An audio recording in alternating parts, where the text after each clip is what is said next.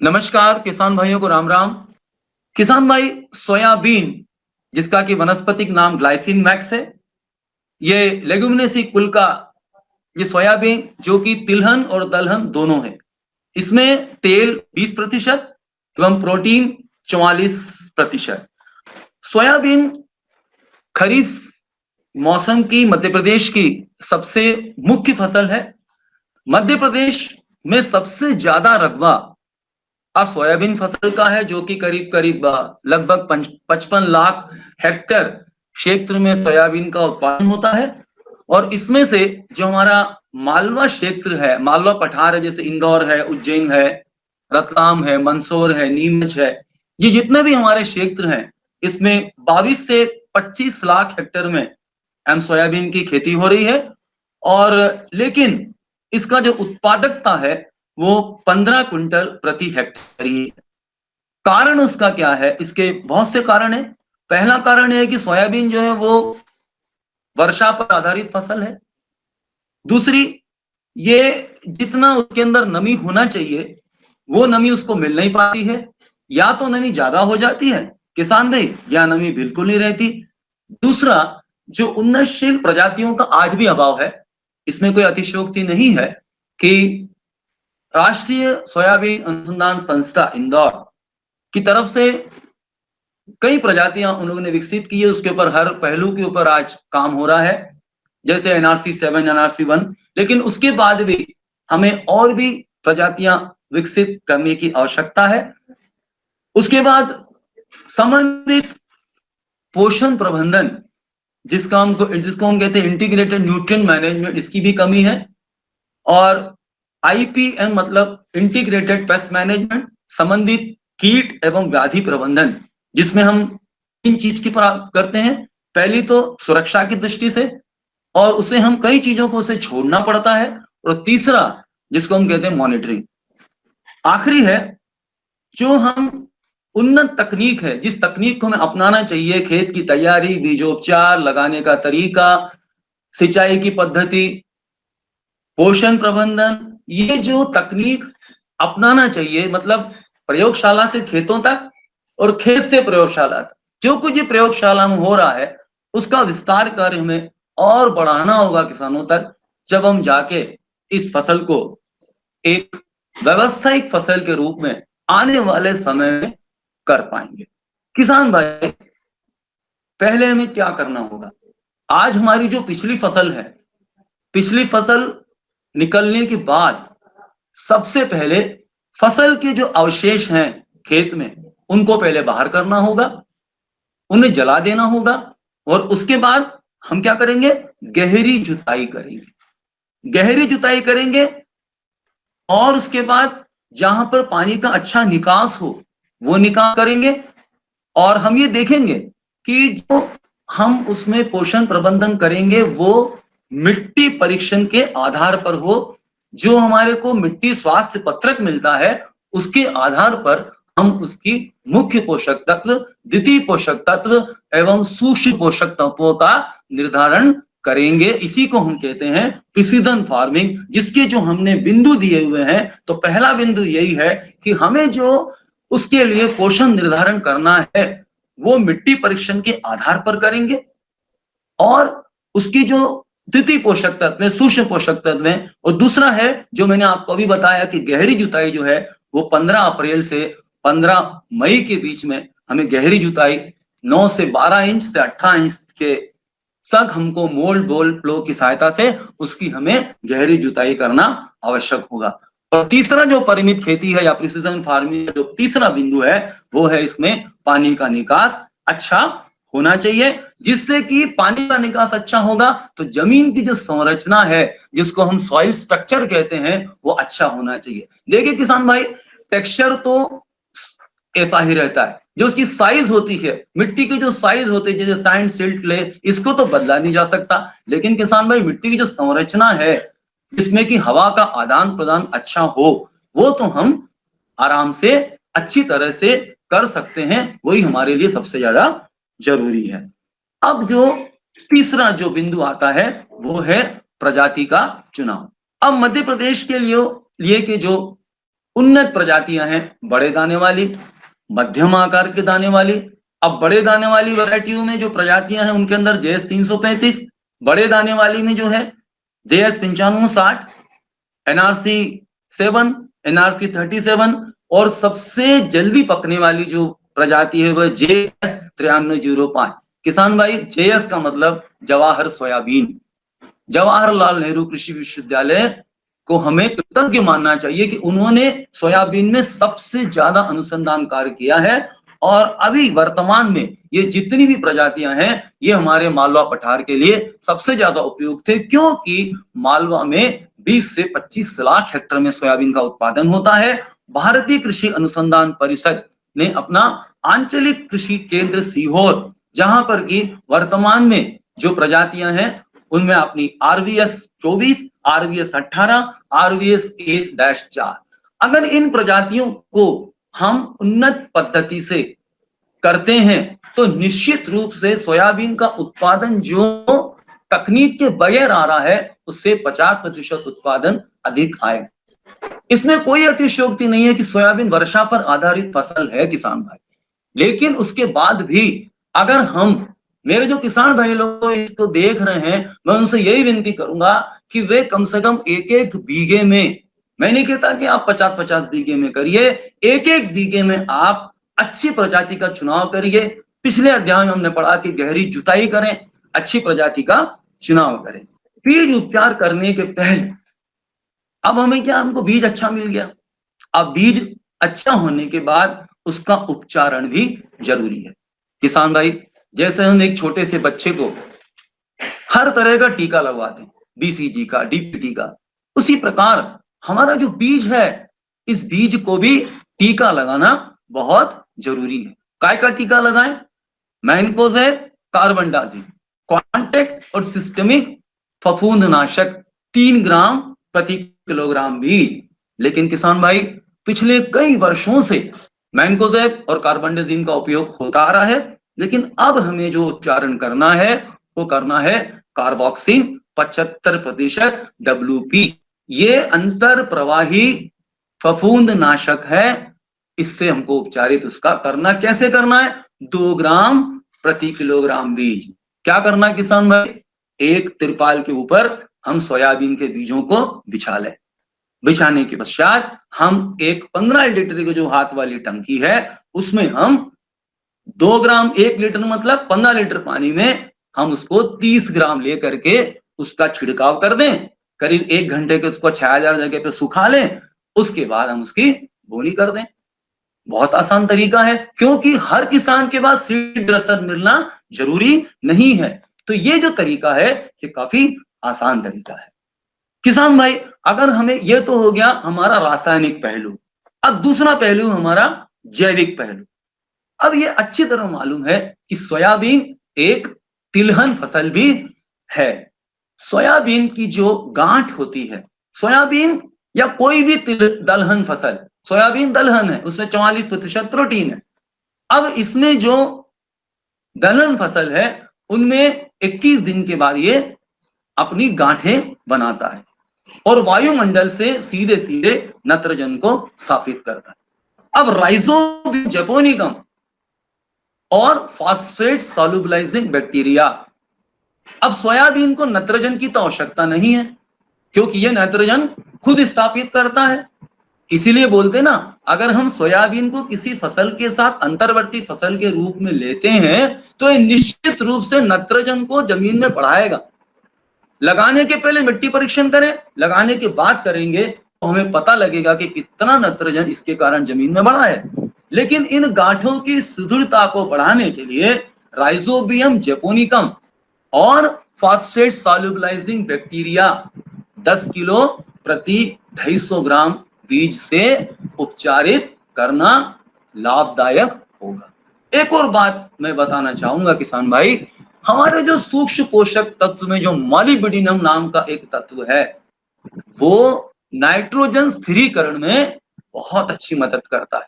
ये सीहोर आंचलिक अनुसंधान केंद्र में दूसरे जो तिलहन फसल है, दलहन फसल है, जैसे हमारी चना है, मूंग है, उड़द है, इन सभी में इसके ऊपर कार्य हुआ है, तो सोयाबीन में भी अगर हम मॉलिब्डिनम से अगर हम इसका बीज उपचारण करते हैं, जो कि हमें 1 ग्राम इसमें मॉलिब्डिनम में अगर हम मिला देते हैं अमोनियम मॉलिब्डेट, तो निश्चित रूप से ये समझिए कि हम जो उपचारित किया हुआ सोयाबीन है वो और बगैर उपचारण किया हुआ सोयाबीन, इन दोनों में बहुत हमें फर्क नजर आएगा, क्योंकि 21 दिन के पहले पहले तो हमें नाइट्रोजन इसको देना ही पड़ेगा, जो हम खाद के रूप में देते हैं, जिसकी बात आगे हम करेंगे। जैसे हमारे डीएपी है, 12-32-16 है, इनमें जो नाइट्रोजन की मात्रा है वो मात्रा 21 दिन के लिए पर्याप्त होती है। उसके बाद जितने दलहन फसलें हैं ये नाइट्रोजन जो है वो अपने आप बना लेती है। लेकिन क्या हुआ दूसरे तत्वों का, जैसे हमारा फास्फोरस है, इसीलिए हम पीएच भी देते हैं, पोटैश है, उसके बाद द्वितीय पोषक तत्व है, कैल्शियम, मैग्नीशियम, सल्फर है। तो मैग्नीशियम जो है इसकी इसको सबसे ज्यादा आवश्यकता पड़ती है। अब बात करते किसान भाई, ये जिस सिंचाई के बारे में हम बात कर रहे हैं, टपक सिंचाई, बूंद बूंद सिंचाई, फव्वारा सिंचाई, सबसे बड़ा सवाल हमारा ये उठता है कि क्या सोयाबीन की फसल में हम ये सिंचाई पद्धति लगाना कारगर होगा? बिल्कुल होगा। पिछले वर्ष मेरे जो किसान हैं, जाना पाव कुटी के दिलीप शालिग्राम पाटीदार, जिनको मैंने बोला कि दिलीप भाई आप सोयाबीन ड्रिप से लगाइए। हाँ यार साहब, कोशिश तो करूंगा। तो उन्होंने 10 एकड़ में सोयाबीन ड्रिप से लगाया, रेज बेड बनाया। उसके बारे में आप जो हमारे आने वाले उसमें जो स्लाइड्स उसमें आपको बताऊंगा कि किस तरीके से उन्होंने किया है। अब आप देखेंगे, अब किसान भाई ड्रिप सिंचाई या टपक सिंचाई, किसान कहते हैं कि मेरे पास तो पानी बहुत है, मैं क्यों लगाऊं? पानी ज्यादा हो या कम हो या वर्षा आधारित फसल हो, इसमें भी ड्रिप सिंचाई की आवश्यकता पड़ती है। सोयाबीन की 2 क्रांतिक अवस्थाएं, एक क्रांतिक अवस्था फूल और दूसरी क्रांतिक अवस्था फली निकलने का समय। किसान ने जो ड्रिप सिंचाई का हमने रेखांकन बताया है, उसमें जो कतार से कतार की दूरी है वो 45 से 60 सेंटीमीटर और पौधों से पौधों की दूरी 30 सेंटीमीटर। पौधों से पौधों की दूरी 30 सेंटीमीटर या ड्रिपर से ड्रिपर की दूरी 30 सेंटीमीटर। 16 मिलीमीटर की 4 लीटर का प्रभाव या 2.5 लीटर से 4 लीटर का प्रभाव, और कतार से कतार की पौधे से पौधे की दूरी 30 सेंटीमीटर। अब ड्रिप का पानी कहां जाता है? जड़ों में धीरे धीरे लंबे समय तक एक नमी का क्षेत्र बना के रखता है। और जो फव्वारा है, स्प्रिंकलर सिंचाई, किसान भाई रेस बेड बनाए, 90 सेंटीमीटर चौड़ा, जमीन से 40 सेंटीमीटर ऊंचा, और उसके बीच में वो स्प्रिंकलर सिंचाई लगाए। छोटा फव्वारा, बड़ा फव्वारा नहीं, छोटा फव्वारा। हमारे पास मिनी स्प्रिंकलर है, मिनी स्प्रिंकलर लगाए, और मिनी स्प्रिंकलर लगाने से उसे जो पानी है वो सूक्ष्म बूंद बनकर जब पत्ती का स्टोमेटा खुलता है उसमें से वो पानी पौधों के अंदर उतरता है। जितना कारगर ड्रिप है उतना ही कारगर फव्वारा सिंचाई। ये किसान की सुविधा के ऊपर। अगर वो ड्रिप सिंचाई से पानी दे सकता है, पोषण दे सकता है, तो बहुत अच्छी बात है, तो वो ड्रिप सिंचाई लगाए, फव्वारा सिंचाई लगाए। हमारे टपक अभियंता मध्य प्रदेश में है, जिस क्षेत्र में है, तो वो आकर के पूरा सर्वे करेंगे, कोटेशन बनाएंगे, किसान को देंगे। तो किसान भाई ने हिम्मत करना है कि मुझे कम से कम एक एक बीघे में ये तकनीक अपनाना है। ठीक है, सोयाबीन के बाद जो अगली फसल आएगी उसकी आलू आएगा, तो आलू में आप इसका उपयोग कर सकते हैं, निश्चित रूप से कर सकते हैं। अभी हम इसके बारे में और विस्तृत जानकारी आगे देखेंगे। अब आता है न्यूट्रिएंट रिक्वायरमेंट, पोषण की आवश्यकता। हमने किसान भाई आपको ये बताया कि पोषण का प्रबंधन या पोषण की जो उसकी आवश्यकता है उसको हम मिट्टी परीक्षण के आधार पर करेंगे। मिट्टी परीक्षण जब किया गया उसमें क्या क्या पाया गया? मिट्टी में हम ये देखते हैं कि मिट्टी का पीएच मान कितना है। मिट्टी, हमारी जो मिट्टी है वो अत्यधिक अम्लीय है कि अत्यधिक क्षारीय है। सोयाबीन के लिए अम्ल भी नहीं ज्यादा होना चाहिए और क्षार भी नहीं होना चाहिए। अगर क्षार ज्यादा है, 8 से ऊपर उसका पीएच मान है, तो हम उसमें जिप्सम का उपयोग करते हैं। 100 से 200 किलो प्रति एकड़ के मान से हम जिप्सम कैल्शियम सल्फेट उसमें डालते हैं। अगर पीएच मान ज्यादा है तो हम एक साल क्या करते हैं, खेत के चारों ओर हम ढेंचा लगाते हैं। ढेंचा या संड ये क्या करती है, हरी खाद का काम करती है। अगर हमने इसको खेत के चारों ओर लगा दिया तो ये मान के चलिए कि जमीन का जो पीएच है वो 6.5 से 7.5 या 7 का जो पीएच है वो हमारे लिए काफी उपयुक्त माना। अब किसान भाई हम बात करते हैं कि हमें अच्छे उत्पादन के लिए हमें क्या लेना चाहिए, 20 किलो नाइट्रोजन, 60 से 80 किलो फास्फोरस और 20 से 30 किलो पोटाश प्रति हेक्टेयर की अनुशंसा विश्वविद्यालय कृषि विज्ञान केंद्रों के द्वारा अनुशंसित की गई है। लेकिन इसमें भी जो हमको संशोधन करना है वो मिट्टी परीक्षण के आधार पर करना। जब हमने इसके ऊपर से इबारत निकाली तो देखेंगे कि urea 44 kilo, single super phosphate 375 से 400 किलो और पोटाश जो है वो 67 से 83 किलो प्रति हेक्टेयर हमको उपयोग करना। ये तो हो गया सिंगल में। अगर हम डीएपी का उपयोग करते हैं तो उसकी अनुशंसा, अगर हम मिक्स फर्टिलाइजर यूज करते हैं तो उस हिसाब से हम, अगर हम डीएपी लेते हैं तो ये हम लेंगे 100 किलो, म्यूरेट ऑफ पोटाश 67 से 83 किलो और जिप्सम जो है 150 से 200 किलो। अगर हम 12-32-16 लेते हैं तो इसमें हमको 200 किलो प्रति हेक्टेयर, अगर हम मिक्स फर्टिलाइजर यूज कर रहे हैं तो 200 किलो, अगर हम डीएपी का उपयोग कर रहे हैं तो वो 130 किलो प्रति हेक्टेयर के मान से उपयोग। अब किसान भाई हमने जो मुख्य पोषक तत्व वो तो डाल दिया, अब हमें आवश्यकता किसकी है, द्वितीय पोषक तत्व कैल्शियम, मैग्नीशियम और सल्फर। कैल्शियम की इतनी आवश्यकता सोयाबीन को नहीं होती है, लेकिन जो मैग्नीशियम है उसकी आवश्यकता सोयाबीन को पड़ती। क्यों पड़ती है, क्योंकि सोयाबीन खरीफ मौसम में उगाई जाने वाली फसल है और इस समय हमेशा मौसम कसा हुआ रहता है, बादल हमेशा घिरे हुए रहते हैं। ऐसी परिस्थिति में प्रकाश संश्लेषण की क्रिया को क्रियान्वयन करने के लिए मैग्नीशियम का पर्णीय छिड़काव हमें करना चाहिए। वो लेना चाहिए हमको 1 ग्राम 1 लीटर पानी में लेकर के हम मैग्नीशियम का छिड़काव फसलों पर करेंगे। हमेशा मैग्नीशियम के लक्षण हमें पुरानी पत्तियों पर दिखाई देते और गंधक के लक्षण हमें हमेशा नई पत्तियों पर दिखाई देते। तो हमें जो गंधक है, जो सल्फर है, वो भी सोयाबीन की अनुशंसा की गई। एक और जो तत्व है वो है जिंक। किसान भाई हमारे मध्य प्रदेश की जो मिट्टी है उसमें जिंक की कमी, इसीलिए हमें आवश्यकता रूप से हमें 25 किलो जिंक प्रति हेक्टेयर के मान से डालना चाहिए। किसान भाई खेत की तैयारी हम जब करेंगे जब 10 सेंटीमीटर वर्षा हो जाए, जब अंतिम बार हम बखरनी करेंगे उस समय पका खाद हम डाल सकते हैं 10 टन, या हम नारेट फास्फेट कंपोस्ट जो है वो हम 20 से 25 क्विंटल डाल सकते हैं, या हमें जो है दूसरी जो वर्मी कंपोस्ट है वो वर्मी कंपोस्ट हम इसमें 15 से 20 क्विंटल प्रति हेक्टेयर के मान से केचुआ खाद। लेकिन किसान ध्यान रहे कि जब भी हम केचुआ खाद डालेंगे उसके साथ किसी भी रासायनिक खाद का उपयोग नहीं कर।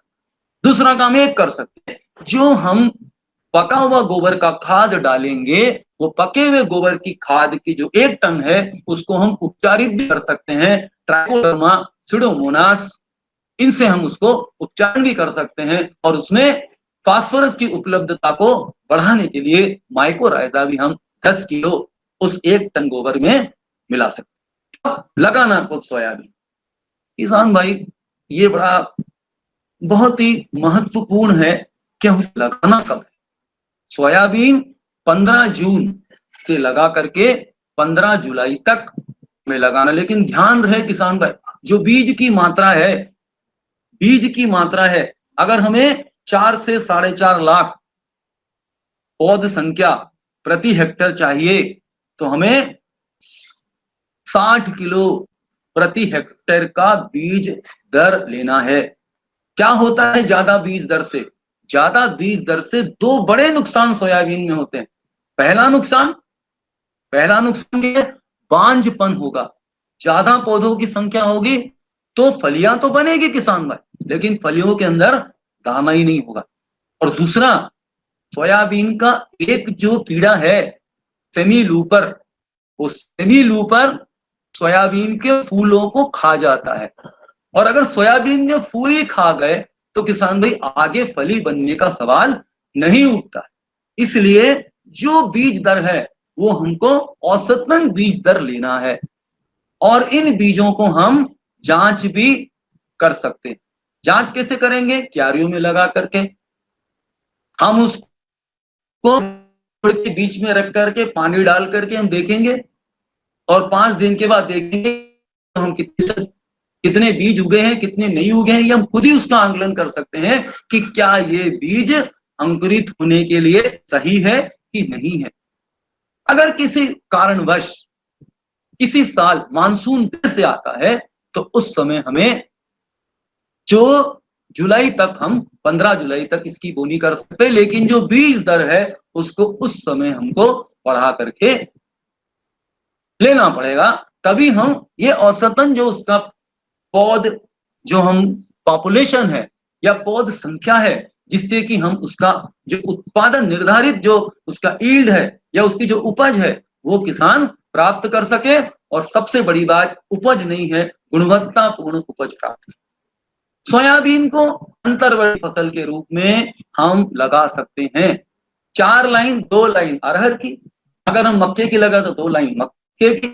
और सोयाबीन एक ऐसी फसल है जो कि आप फलदार वृक्ष के बीच में भी लगा सकते हैं। आज किसान भाई नींबू लगाता है, और किसान भाई दूसरे फलदार लगाता है, तो उसको 3 साल के बाद वो फल मिलेंगे। उसके बीच में वो 2-2 लाइन सोयाबीन की लगा सकता है, क्योंकि सोयाबीन लगाने से किसान को नुकसान नहीं है। नुकसान कहाँ है? अगर एक ही फसल को लगातार 5 से 6 साल तक अगर एक ही खेत में लेते हैं तो सोयाबीन क्या करता है? सल्फर को खींच लेता है। अगर सल्फर जमीन में नहीं है तो जमीन कड़ी पड़ जाती है। इसीलिए हमें रासायनिक से ज्यादा जैविक खादों का उपयोग करना ज्यादा कारगर होगा। वीड कंट्रोल, सबसे ज्यादा हमारा कृषक परेशान है खरपतवार से। क्यों? क्योंकि 3 तरह का हम, एक तो हमारा भौतिक विधि हो गई, यांत्रिक विधि हो गई, और आखिरी में जो है वो रासायनिक विधि। भौतिक विधि क्या है? हम लोग क्या करते हैं? गहरी जुताई। जो गहरी जुताई करते हैं, इससे भी हम कुछ प्रतिशत हम उसमें खरपतवार को कम कर सकते हैं। यांत्रिक विधि। दूसरा निंदाई गुड़ाई। निंदाई गुड़ाई हमेशा संभव नहीं होती। क्यों नहीं होती है? जिस वर्ष बारिश ज्यादा होगी उस वर्ष हम निंदाई गुड़ाई संभव नहीं होती। ऐसी परिस्थिति में खरपतवार नाशक का उपयोग करना। 3 तरह के खरपतवार नाशक। खेत तैयार होने के बाद ध्यान रहे किसान भाई कि 10% 10 सेंटीमीटर बारिश होने के बाद ही खरपतवार नाशक का उपयोग करें, सूखी जमीन में ना करें, नहीं तो नुकसान ज्यादा होगा, फायदा कम होगा। तो हमें क्या करना है किसान भाई कि हम जो फ्लूक्लोरेलिन है, फ्लूक्लोरेलिन नाम का जो हमारा खरपतवार नाशक है, वो हम खेत की तैयारी करने के बाद डालें। उसके बाद हम फसल लगाने के बाद, बोनी करने के बाद, उगने से पहले हम उसमें पेंडमिथालिन नाम का जो खरपतवार नाशक है वो डालें।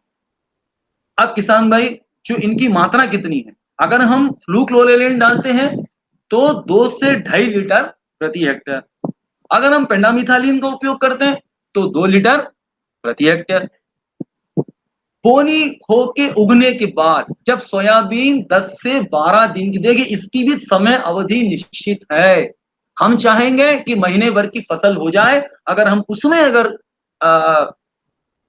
खरपतवार नाशक पोस्ट इमरजेंस वीडिसाइड का अगर हम उपयोग करते हैं तो हमें पौधे की वृद्धि रुक जाएगी। तो ये बात का ध्यान रखें किसान भाई, अगर हम इमिजिटापायर या क्विज़ुलोफॉप इथाइल, फ्लोरीम्यूरॉन इथाइल अगर अपन उपयोग कर रहे हैं तो ये मान के चलिए इसे हमें सोयाबीन के 15 दिन की जब सोयाबीन हो जाए उस समय हमें इन खरपतवार नाशकों का उपयोग करना है। इमिजिटापायर ये सकरी पत्ती को मारेगा। हमारा जो क्विज़ुलोफॉप इथाइल है ये भी सकरी पत्ती को मारेगा, लेकिन बड़ी जो चौड़ी पत्ती वाली खरपतवार है, बड़ी दूधी है, छोटी दूधी, यूफोर्बिया एटा, यूफोर्बिया जेनिकुलेटा, ये जितने भी हमारी जो चौड़ी पत्ती वाले खरपतवार हैं, इनको भी तो हमें नियंत्रित करना है। तो हम क्या करते हैं? क्विज़ुलोफॉप इथाइल के साथ हम क्लोरीमिनॉन इथाइल जो है उसको मिला लेते 36 ग्राम, और बाकी जो मात्रा हमारी क्विज़ोलोफॉस इथाइल 1 लीटर की है, इन्हें हमें मिला लेते हो। और मार्केट में, बाजार में ऐसा भी उत्पाद है जिसमें कि क्विज़ोलोफॉस इथाइल और क्लोरीम्यूरॉन इथाइल दोनों ही सम्मिलित है, तो हमारी चौड़ी पत्ती और सकरी पत्ती दोनों ही खरपतवार का नियंत्रण कर सकते हैं। लेकिन किसान भाई, 2 चीज है, अगर हम सोयाबीन को रेस बेड पद्धति से लगाते हैं तो खरपतवार कम उगेगा, कीटबाजी का प्रकोप कम होगा, पानी का निकास अच्छा होगा। पिछले वर्ष जानापा कुटी में जो किसान ने सोयाबीन की फसल रेस बेड पे ली थी, बारिश बहुत हुई पिछले साल, लेकिन उस बारिश में भी उसने मुझे ये बताया कि मेरे यहाँ नुकसान दूसरे किसान की बनिस्बत कम हुआ, क्योंकि उसने तकनीक को अपनाया। मैं किसान भाइयों से यही विनती करूंगा या उन्हीं से ये बताऊंगा कि जो भी मैदानी अमला वाले दूसरे कार्यकर्ता हैं, वे भी जाएं और हम भी जाएं, ये बोले कि आप एक एक बीघे में तकनीक को अपना, 1 बीघे में आप रेस बेड से करिए, बाकी सब अपने तरीके से करिए। 1 बीघे में आप ड्रिप सिंचाई लगाएं, छोटा छोटा फव्वारा लगाएं, तो निश्चित रूप से उसके उत्पादन का आंकलन करें, उसके उपज का आंकलन करें, उसकी गुणवत्ता का आंकलन करें। जब आपको लगे कि इसमें मेरी उत्पादन अच्छा आया, मेरी गुणवत्ता अच्छी बनी, सोयाबीन में दाने में चमक है, वजन है, सब कुछ है, तो हम अगले साल इसको अपने आप वो जो है उस तकनीक को ज्यादा से ज्यादा क्षेत्र में अपनाने की कोशिश करेगा। अब किसान भाई, अब हमने पहले ही चर्चा की थी कि क्यों हमें फव्वारा सिंचाई या ड्रिप सिंचाई की जरूरत। सोयाबीन की जो मैंने पहले ही बताया था कि सोयाबीन की जो जड़ है वो जमीन में काफी गहरी जाती है, और ये जो है पानी के प्रति, अभी देखिए सोयाबीन में क्या होता है कि सोयाबीन में अगर ज्यादा पानी हो गया तो बीज सड़ने लगेगा, उसमें पीथियम है, डैम्पिंग ऑफ है जो होता है वो चालू हो जाएगा। डैम्पिंग ऑफ मतलब उगते ही सोयाबीन मर जाएगा, उगते ही सोयाबीन मरने लगे। अगर पानी नहीं है तो सोयाबीन क्या होगा, जमीन तिड़कने लगेगी, क्योंकि सोयाबीन सिर्फ और सिर्फ मध्यम काली मिट्टी में लगाने वाली फसल है। पत्थर वाली जमीन में लगा देंगे तो उसकी वृद्धि नहीं होगी। अगर हमको इन सब समस्याओं से निजात पाना है तो हमें सोयाबीन में जर्मिनेशन, जब का अंकुरण होता है, बारिश हो गई तो बहुत अच्छी बात है, बारिश हो गई तो बहुत अच्छी बात है, अगर ज्यादा बारिश हुई तो क्या करेंगे, तो हमको लगाने का तरीका बदलना। अब आप देखिए हमारे पास ड्रिप में कौन, एक तो हमारे पास चपटी वाली है, एक हमारे पास गोल वाली जिसको हम हाइड्रोगोल बोलते हैं, 16 मिलीमीटर की नरी LLDP, linear low density polyethylene, जो कि ना हमारी इस टाइप की हम लोगों ने लैटरल बनाई है, जो कि ना तो आपकी ठंड में तिड़केगी ना गर्मी में वो पिघलेगी। 15 साल तक हमारे पास है क्लास 2, क्लास 1 और जेन टर्बोस्लिंग, 3 तरह की हमारे पास नलियां हैं। ये तीनों तरह की नलियाओं में हमने कोई गुणवत्ता में आज तक समझौता नहीं किया। अगर किसान भाई ड्रिप सिंचाई नहीं लगा सकता है तो वो निश्चित रूप से छोटे फव्वारे पे जाए, जैसे 5022U, इस तरह की जो नांदान जेन इरिगेशन, हमने जो जलगांव में हम लोग अनुसंधान कार्य इस पर निरंतर करते जा रहे हैं कि कौन सी मिनी स्प्रिंकलर किस प्रकार की, और ड्रिप सिंचाई से मिनी स्प्रिंकलर की जो LPH है, ड्रिप का तो क्या है 1 लीटर, 2.5 लीटर, 4 लीटर, इस तरह की उसकी LPH, मतलब 1 घंटे में ये ड्रिपर कितना पानी देती है। और दूसरा आता है हमारे पास मिनी स्प्रिंकलर, जिसमें 320 लीटर से लगा करके 850 या 820, 920 लीटर तक की इसकी 1 घंटे में इतना पानी देता है, और पानी सूक्ष्म बूंद बनकर 30 सेंटीमीटर की परिधि में घूमता है। तो ये हमको ध्यान रखना किसान भाई कि हम कौन सा लगाएं, तो ये हमारा इंजीनियर निश्चित करता है कि वो आपके यहाँ पे किस तरह का पानी का स्रोत है, आपके पास ट्यूबवेल है, आपके पास कुआं है, पानी कितना है आपके पास, प्रेशर कितना है। अगर किसान भाई आपके पास 3 किलो का प्रेशर है, हालांकि सोयाबीन के लिए कोई दिक्कत नहीं है, कम से कम प्रेशर में भी सोयाबीन में हम पानी की पूर्ति कर सकते। तो किसान भाई मेरा यह कहना है कि आप पानी के प्रबंधन को भी उतना ही तवज्जो दें जितना हम सोयाबीन में बीज उपचार को लगाने का तरीका, खेत की तैयारी, लेकिन यह अत्यंत महत्वपूर्ण है क्योंकि सोयाबीन में भी पानी का हास होता है। अत्यधिक पानी हो जाए तो दिक्कत, कम पानी हो जाए तो है ही। तो इन दोनों के बीच का अगर हमें सामंजस्य बना के रखना है, कीटवादी का प्रकोप कम से कम होना है, तो मैं ये निवेदन करूंगा, कहना चाहूंगा कि 1 बीघे में तो कम से कम हमारा कृषक पूरी तकनीक को अपनाते हुए ये काम। हम एग्रोनॉमिस्ट उनके यहाँ पहुंचेंगे, उनको सारी तरह की जानकारी देंगे, पानी का शेड्यूलिंग देंगे, खाद का। अब एक और बात है, पानी का शेड्यूलिंग कैसे ज्ञात करना? अब टेंशियोमीटर तो हर किसान लगा नहीं सकता, लेकिन हमारे पास एक और तरीका है, वो किसान को तरीको है। और कसो तरीको है ना, अपन खेत में गयो, पानी दियो, उका बाद में ना मिट्टी को लड्डू बनेगी, और लड्डू बनाने के बाद ना लड्डू ना फेंको ऊपर से, पानी देने का 6 घंटा का बाद। अगर लड्डू बिखरी गया तो जो पानी हम दे रहे हो बराबर है। अगर लड्डू बन ही नहीं रहा है तो पानी हमको देना है। मतलब सोयाबीन ने क्या किया, पानी का हाथ को खाया है, या कोई भी फसल ने खाया है। लेकिन आज हम बात जिस फसल की कर रहे हैं, ऐसी फसल में अगर हमने थोड़ा बहुत भी इन तकनीक को अपना लिया तो कोई अतिशयोक्ति नहीं है कि हम एक गुणवत्तापूर्ण उत्पादन दे पाए। अब आता है हमारा फर्टिगेशन। क्या होता है फर्टिगेशन? फर्टिलाइजर प्लस इरिगेशन, मतलब जो घुलनशील खाद हम ड्रिप सिंचाई, और ड्रिप में कैसे देते हैं इसको, वेंचुरी या फर्टिलाइजर टैंक।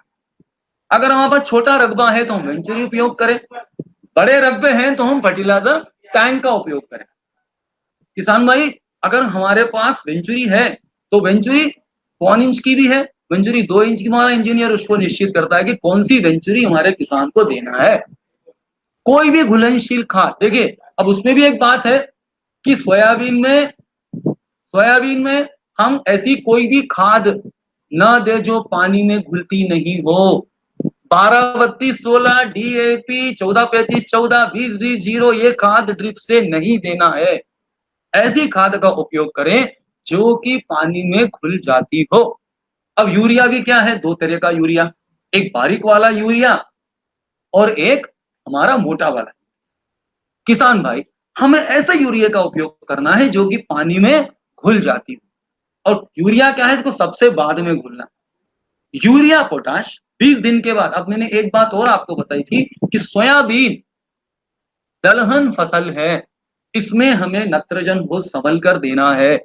आवश्यकता है, अगर सोयाबीन अच्छी ग्रोथ कर रही है तो हमें इसे कम करना पड़ेगा। 20 दिन के बाद हमें यूरिया पोटाश, 50 दिन के बाद हमें फिर यूरिया पोटाश, और 70 दिन के बाद हमें मात्रा जो इसमें अनुशंसित की गई है वो देना है। हम बेसल डोज में दे चुके हैं, 25% खाद बेसल डोज में दे चुके हैं। लेकिन इसमें भी क्या है, और भी जो ग्रेड है, जैसे वृद्धि अवस्था में 19-19-19, सोयाबीन में जब फूल आए तो 0-52-34, potassium phosphate 12-61-0, mono ammonium phosphate. Mono ammonium मतलब जिसमें 12 नाइट्रोजन और 61 फास्फोरस। सोयाबीन को क्या चाहिए, जिसमें फास्फोरस की मात्रा ज्यादा हो, पोटाश की मात्रा मध्यम हो। फसल को शुरुआत में 70 से 80% नाइट्रोजन, बीज की अवस्था में ठीक उसका उल्टा फास्फोरस की आवश्यकता। बाकी फसलों में प्रारंभिक अवस्था, सापना अवस्था, गांठ अवस्था। सोयाबीन में भी यही है, प्रारंभिक अवस्था, फिर फूल की अवस्था, और फूल से फली बननी। इस बात का ध्यान हमको रखना। हम इसमें परिणीय छिड़काव भी कर सकते हैं, जैसे 19-19-19 का वृद्धि अवस्था में, फूल की अवस्था में 62-00-52-34, और इसके बीच में जो सूक्ष्म पोषक तत्व हैं, जैसे हमने में मौसम कस गया है तो किसान में क्या करेंगे, हम magnesium sulphate, chelated EDTA, chelated रूप में जो मैग्नीशियम आता है वो हम इसमें 20 ग्राम प्रति टंकी में लेकर के छिड़काव करेंगे, तो हमको उसमें पीलापन नहीं आएगा। अभी हम आगे बात करेंगे कि पीलेपन सोयाबीन में किस चीजों से आता है। मौसम कसने से आता है, अत्यधिक पानी हो जाए तो आता है। ये सब समस्या ड्रिप और फव्वारा सिंचाई में नहीं आने, अगर आई भी तो कम आनी है। इसीलिए हम बार बार कृषकों को कह रहे हैं कि हमें इन तकनीक को अपनाना अति आवश्यक है। अंतर्वर्ती फसलों को अपनाना अति आवश्यक है। अगर हम ये अपनाना शुरू कर देंगे, अंतर्वर्ती फसलें लगाएंगे, अरहर लगाएंगे, मक्का लगाएंगे, और इनमें हम टपक सिंचाई लगाएंगे, रेस बेड से करेंगे, तो हमको एक फसल पर निर्भर नहीं रहना पड़ेगा, उसमें फसल बीमा भी किसान का निश्चित होगा। अब ये बात करें फर्टिगेशन।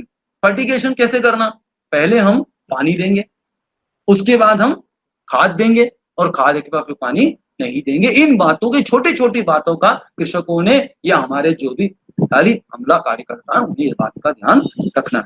अब सिंचाई की आवश्यकता। अब सिंचाई हमको कितनी देना है, रोपावस्था में 15 से 20 मिनट, शाखा बनने की अवस्था में 30 से 35 मिनट, फूल बनने की अवस्था में 45 से 50 मिनट, तो दाना भरने की अवस्था में हमें 65 से 75 में। फव्वारा सिंचाई में इसी तरह से करना है। अब जिनके पास छोटा फव्वारा है वो लोग 8-8 दिन में 8 घंटे तक पानी चलाते, उसका कोई भी सदुपयोग नहीं होगा। ये ऐसी सिंचाइयां हैं जो कि जड़ क्षेत्र में जाकर के एक वापसा, महाराष्ट्र में इसको वापसा बोलते हैं, हम लोग बोलते हैं नमी क्षेत्र। नमी क्षेत्र फील्ड कैपेसिटी बनी होना चाहिए, तभी ये जो हम तकनीक अपना रहे हैं ड्रिप सिंचाई की, फव्वारा सिंचाई की, तभी कारगर होगा जब हम इन तकनीक को अच्छी तरह से अपना पाएंगे। तो हमें इन तालिका को देखना है कि वो कितनी कितनी देर तक पानी देना है। ठीक है, वर्षा आधारित फसल है, कभी बहुत बारिश हो गई तो भी एक बात का ध्यान है, ये तो सोयाबीन हम दूसरी फसलों में किसान से कहते हैं, भले ही बारिश आए पर भी 5 मिनट ड्रिप चलाना चाहिए ड्रिप 5 मिनट तो भी चलाना। जो बूंद बूंद करके जो पानी जाता है उसके साथ जो पोषण जाता है उससे वो बराबर भागों में पौधे की अलग अलग भाग को हिल जाता है। अब आता है सोयाबीन में पौध संरक्षण उतना ही जरूरी है जितना कि पानी को हमने संरक्षित किया, पोषण को हमने संरक्षित किया। अब हम आते हैं कीट व्याधि, insect pest and disease. Paste मतलब पेस्ट में सब आ जाते, इंसेक्ट क्या है, इंसेक्ट है, पेस्ट में इंसेक्ट भी आ गया, खरपतवार भी आ गया और बीमारी भी आ गया। अब सोयाबीन में जो मुख्य कीट लगता है वो है एक तो ब्लू बीटल, दूसरा है सेमी लूपर, तीसरा है गडल बीटल और चौथा है तमाकू की इल्ली स्पोडोप्टेरा लेट्यूरा। लेकिन किस वर्ष ये ज्यादा आता है, चक्रभृंग, सेमी ब्लू या आपका गडल बीटल। सेमी लूपर मैंने आपको बताया था, सेमी लूपर उस कंडीशन में आता है, आएगा लेकिन अगर हमने बहुत ज्यादा पौध संख्या हो गई, बहुत ज्यादा फूल आ गए, तो जो सेमी लूपर है फूल को खाता है। ब्लू बीटल नीचे से तने को काटता है, पत्ती को भी काटता है। गडल बीटल तने के बीच में घुस करके चक्रभृंग बनाता है, उसकी पूरी जीवन चक्र उसके अंदर ही चलता है, तने के अंदर चलता है, तने में ही वो अंडा देता है, उसी में से उसकी मैगट बाहर आती है और वो नीम जो है वो पूरा नुकसान करता रहता है। और दूसरा जो है टुबैको कैटरपिलर है, जिस वर्ष में ज्यादा बारिश होती है, जब सोयाबीन में फलियां भरने लगती है, उस समय ये कीड़ा आता है, टुबैको कैटरपिलर। अब इनके लिए अलग अलग दवाइयां हैं, अलग अलग इसका प्रबंधन। रासायनिक को सबसे आखिरी में रखिए, हमको क्या क्या करना है वो हम अगली स्लाइड में देखें। अब इनको प्रबंधन कैसे करना, हमको इन्हें मारना नहीं है, इनको प्रबंधन करना। पहला प्रबंधन, गहरी जुताई करें। गहरी जुताई अगर करेंगे तो जो प्यूपा जो जमीन में पड़ा है सुप्तावस्था में, वो गर्मी के संपर्क में आएगा और वो नष्ट होगा।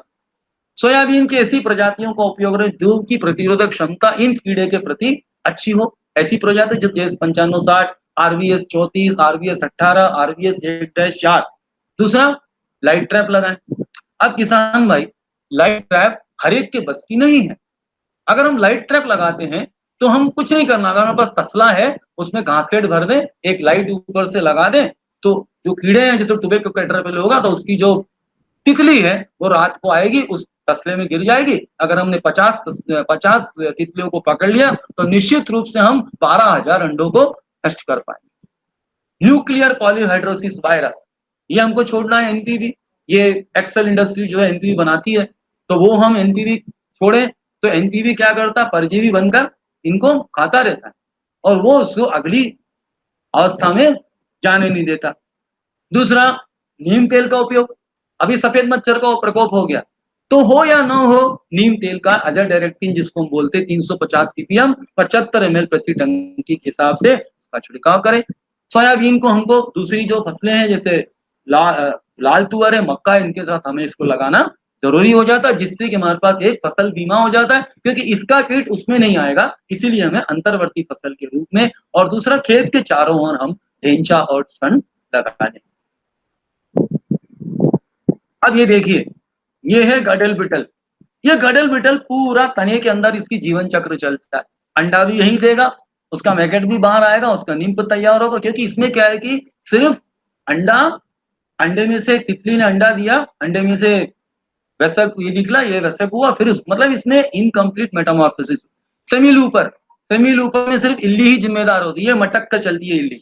ये सबसे खतरनाक इल्ली है सोयाबीन की, क्योंकि ये फूल को खा जाती है और फूलों को खाएगी तो निश्चित रूप से जितने फूल कम होंगे उतना ही उत्पादन गिरता चला है। ये है टुबैको कैटरपिलर, स्पोडोप्टेरा लेट्यूरा। ये टुबैको कैटरपिलर क्या है, ये किसी एक एक फसल में नहीं लगता है, ये टोबैको में भी लगता है। इसका जीवन चक्र जो है साल में ये 3 से 4 बार अपना जीवन चक्र पूरा करता है। ये है ब्लू बीटल। ये ब्लू बीटल सोयाबीन में शुरुआत में लग जाता है। ये शुरुआत में जब सोयाबीन हम लगाते हैं उसके 20 दिन के, जब गडल बीटल जो शुरू होता है वो 30 दिन के बाद। लेकिन ये जो ब्लू बीटल है ये शुरुआत में उसके तने को नीचे से काटता रहता है, पत्ती के ऊपर आ जाएगा, इसका भी नियंत्रण करना जरूरी है। अभी देखिए, केमिकल इंसेक्टिसाइड्स हमें उपयोग तो करना है, लेकिन हमें गुड एग्रीकल्चरल प्रैक्टिसेस, मतलब हमें अच्छी जो हम लोग जो गुड एग्रीकल्चरल प्रैक्टिस, अच्छी खेती की जो तकनीक है उसको अपना के करना है। क्वारंटाइन को हमें फॉलो करना है और फसल को हमें आर्थिक नुकसान क्षमता से ऊपर रखना, तभी हम रासायनिक कीटनाशकों का उपयोग करें। जो अनुशासित कीटनाशक हैं, देखिए ब्लू बीटल के लिए मेटाडोर नाम की दवा है 1.5 ml प्रति लीटर। गडल बीटल के लिए ट्राइजोफास 800 ml प्रति हेक्टेयर। सेमी लूपर जो मैंने अर्धकुंडलक इल्लीजिल को बोलते हैं उसके लिए क्लोरोपायरिफास। और टोबैको कैटरपिलर मतलब जो तंबाकू की इल्ली है इसके लिए 2-3 दवाइयां बनी है। एंडोक्सिकार्ब है, एबामेक्टिन बेंजोएट आज की तारीख में वर्तमान में एबामेक्टिन बेंजोएट काफी अच्छी दवा है, एक बार आप छिड़काव कर दें 180 ml पर लीटर। लेकिन किसान भाई ध्यान रहे, रासायनिक कीटनाशकों का उपयोग हमें बहुत ही सावधानी से करना है। हमें जो है आज की जो वर्तमान परिस्थिति इसमें हमें मास्क तो पहनना ही है, हमें सारा क्वारंटाइन जो भी कुछ डिस्टेंसिंग फॉलो करना है, सारी चीज करके ही हम रासायनिक दवा का छिड़काव कर सकते हैं। हवा की दिशा में होना चाहिए, हवा की दिशा में, हवा ऐसी चल रही है, अगर हम विपरीत दिशा में करेंगे तो दवा हमारे ऊपर आए, हमारे ऊपर उसका विपरीत असर शुरू होगा। कोशिश रहे कि हम मास्क पहने, टोपी पहने, पूरा गाउन पहने, उसके बाद ही हम छिड़काव करें। अभी देखिए, ये हम एक जगह सोयाबीन में हमको दवाई डालना थी तो मेरे पास ये था, मैंने इसको किया। लेकिन इस तरीके से हमको दवा छिड़कवा के किसान को बताना होगा कि हवा की दिशा में करना है, और उसमें एक जो अंग्रेजी के 8 अक्षर में हमको नली को घुमाना है। अगर 8 अक्षर में घुमाएंगे तो दवा नीचे भी लगेगी, दवा ऊपर भी लगेगी। इस तरीके से हमने आपको दिखाया। अब आती है बीमारी। ठीक है, सोयाबीन में कीट का प्रकोप तो हो ही, लेकिन ये जो बीमारियां जैसे चारकोल रॉट है, कॉलर रॉट है, ये दोनों फफूंदनाशक है। येलो मोज़ेक वायरस, एक और आता है बैक्टीरियल पस्चूल। बैक्टीरियल पस्चूल के लिए कॉपर ऑक्सीक्लोराइड या हमारा जो स्ट्रेप्टोसाइक्लिन है या वेलिडामाइसिन है, इसका हम छिड़काव करके उसको दूर कर सकते हैं। येलो मोज़ेक वायरस, इसके लिए ये इसका वेक्टर जो है या इसका जो स्रोत है वो सफेद मच्छर है। इसके लिए हम गहरी जुताई करें, बीज उपचार करें, खेत को साफ रखें। उसके बाद कार्बनडाजिम जो हमारा जो अंतर्वाही फफूंदनाशक है उसका छिड़काव करें। और येलो मोज़ेक वायरस के लिए सबसे पहले हमें उसका वेक्टर चेक करना होगा, जो आपका जो सफेद मच्छर है इसके लिए हमें एजाडायरेक्टिन का पहला छिड़काव करना है। उसके बाद हम एसिटिमाप्रिड का जो है छिड़काव करें। एसिटिमाप्रिड जो है 5 ग्राम प्रति टन की लेके छिड़काव करें। आगे फिर हमारे पास डाइफेंथुरान है, उसको भी हम छिड़काव कर सकते हैं। ये कॉलर रॉट, चारकोल रॉट और येलो मोज़ेक वायरस, ये जितनी बीमारियां हैं, जिस वर्ष भी अत्यधिक बारिश होती है उस वर्ष सोयाबीन में गडल बीटल आता है। सेमी लूपर तो आता ही है, दूसरा उसमें टोबैको कैटरपिलर का प्रकोप हो। तो हमें पूर्वानुमान होना चाहिए कि हमारे यहाँ कौन सा प्रकोप हो रहा है। इसके लिए हमको तकनीकी सलाह लेकर के ही हमें काम करना है, और इस प्रकार हम करेंगे तो हम उसको मैनेज कर पाएंगे, प्रबंधन कर पाएंगे। जब बीमारी आ जाती है, जब कोई कीट आ जाता है, उसके बाद उसका प्रबंधन करना बहुत ही मुश्किल होता है। फिर हमारे पास रासायनिक कीटनाशकों या रासायनिक फफूंदनाशकों के अलावा कोई भी विकल्प नहीं रहता। हार्वेस्टिंग एंड थ्रेशिंग, सोयाबीन को जब उसके चटकने की आवाज शुरू हो जाए, उसको खेत में नमी, उसमें नमी नहीं होना चाहिए। नमी जो है वो कम से कम नमी हो, नमी ही नहीं हो। खेत में सबसे पहले फसल काटने के बाद उसे वही सुखा लेना चाहिए। सुखा लेने के बाद जब हम उसको थ्रेशर में डालेंगे तो उसमें नमी नहीं होना चाहिए। अगर ज्यादा नमी हुई तो सोयाबीन बाहर नहीं आएगा, उसका पूरा सोयाबीन पिस करके बाहर आ जाएगा। ये हमको बात का बहुत ध्यान रखना है। जब भी हम सोयाबीन को खल में लाएंगे उसके पहले, क्योंकि कुवार का महीना रहता है जब सोयाबीन कटती है तो उस समय अच्छी धूप पड़ती है, और अगर धूप नहीं पड़ी, किसी दुर्भाग्यवश अगर बारिश होती है, तो हम उस सोयाबीन को ऐसी जगह लाके उसको त्रिपाल से ढक दें जिससे कि वो सोयाबीन नमी को न खाए। उत्पादन या उपज, किसान भाई उपज बहुत ही महत्वपूर्ण मुद्दा है। अगर हम ये सारी सस्य क्रियाएं सोयाबीन में करते हैं तो 30 से 32 क्विंटल का जो उत्पादन है वो हम इसकी परिकल्पना करते हैं कि इतना उत्पादन हमारा आना चाहिए। अगर किसान इसके आसपास भी है विषम परिस्थितियों में, जैसे मेरे किसान थे पिछले साल, विषम परिस्थितियों में भी उन्होंने जो उत्पादन लाया वो बगैर ड्रिप के उत्पादन से 50% ज्यादा था।